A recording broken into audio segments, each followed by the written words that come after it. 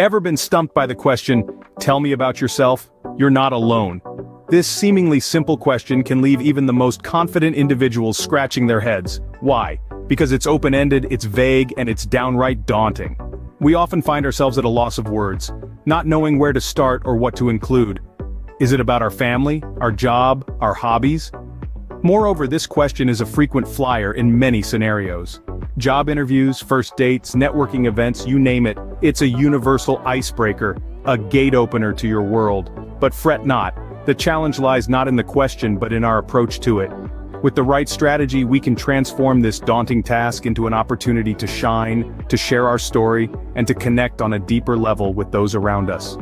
Today, we'll walk through a simple, effective method to answer this question with confidence. First things first, what does "tell me about yourself" really imply? It's a question that can seem deceptively simple, but there's more to it than meets the eye. This question is not an invitation to share your life story from the day you were born until now, nor is it a request to list every job you've ever had, or regale with tales from your last summer vacation. Instead, it's an invitation to share pertinent, relevant information about who you are. It's a chance for you to highlight what makes you unique, what you bring to the table, whether that's in a professional setting like a job interview, or a social situation like meeting new people at a networking event. Think of it as your personal elevator pitch. You've got a limited amount of time to grab the listener's attention and make a memorable impression. So, the information you share should be a snapshot of your professional self, not an autobiography. The context is also crucial.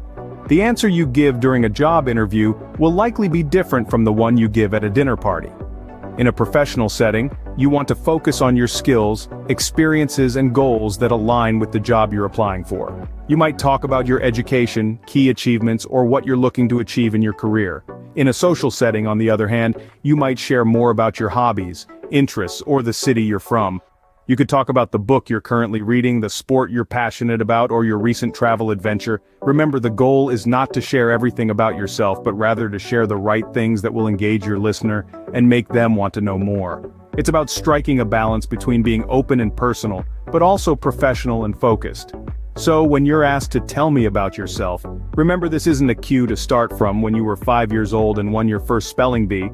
This question is an opportunity for you to shine, to showcase your strengths, your passions, your unique selling points.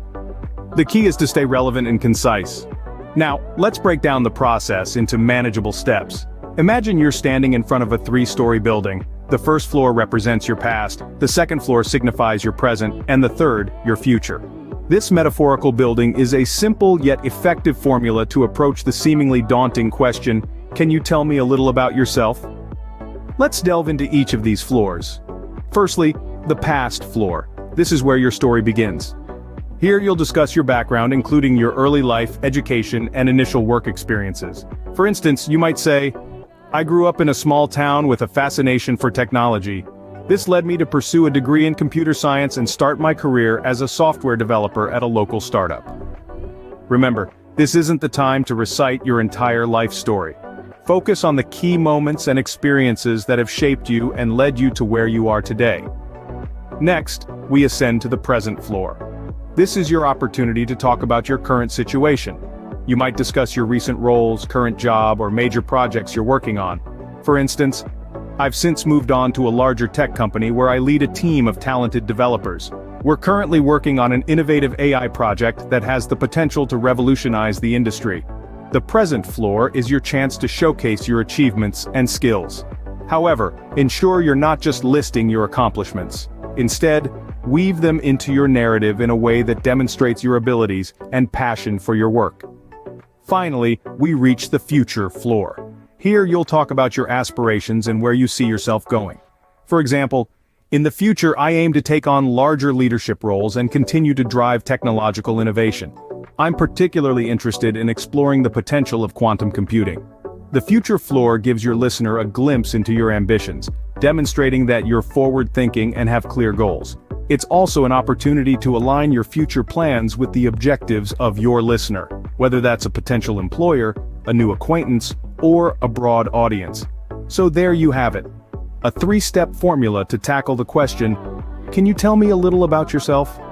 Start with your past to provide context, move on to your present to highlight your skills and achievements, and finish with your future to show your ambitions and goals. Remember, past, present, future, it's as simple as that. You've got the formula. Now, how do you craft your story? The art of storytelling is all about weaving together details to form a coherent narrative. This is no different when talking about yourself. Start by selecting relevant details from your past. This could be a significant event that shaped your career choice, an achievement that you're particularly proud of, or a challenge that you've overcome. Remember, the goal is not to give a chronological account of your life, but to highlight experiences that have shaped you into the person you are today. Next, connect your past to your present. What are you currently doing, and how does it link to your past experiences? Maybe you're working in a role that directly ties into your early interests, or perhaps you're using skills that you developed during a particular phase of your life. This connection is what gives your story continuity and makes it engaging. Now let's look into the future. Where do you see yourself going? Your future plans should align with your past and present narrative. If you're applying for a job, for instance, explain how this role fits into your larger career trajectory. But remember, while it's great to have ambitions, it's equally important to be realistic.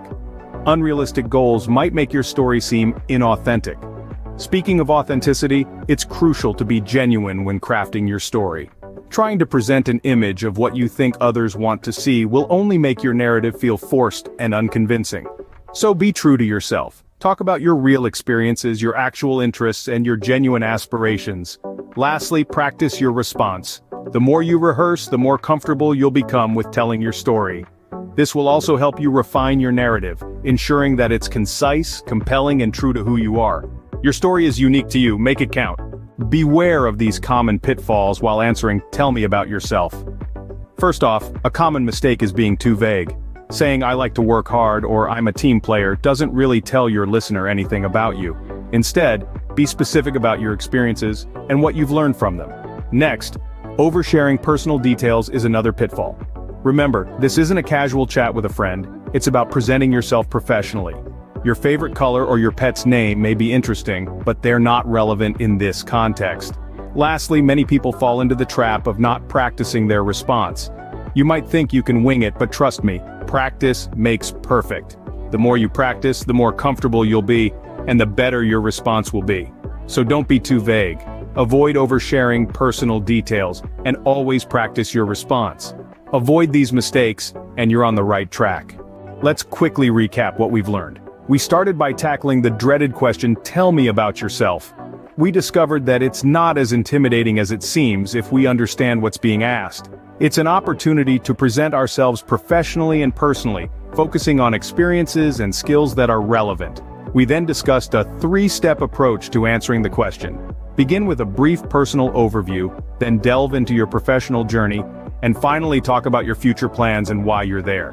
This approach helps structure your response, making it easier to deliver. Next, we explored crafting your story, being authentic and highlighting your unique qualities.